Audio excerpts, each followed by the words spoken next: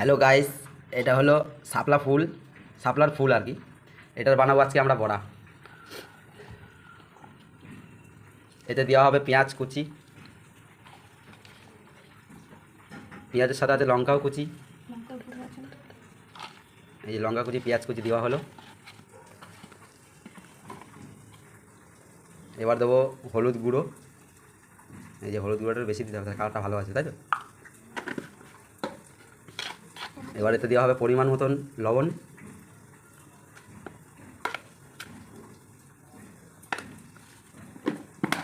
আজকে আমরা খাবো শাপলা ফুলের বড়া।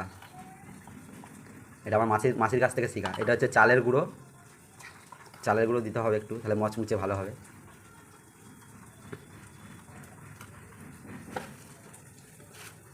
চালের গুঁড়ো দেওয়া হলো। এবার দেবো আমরা বেসন পাউডার। এবার দেওয়া হলো বেসন।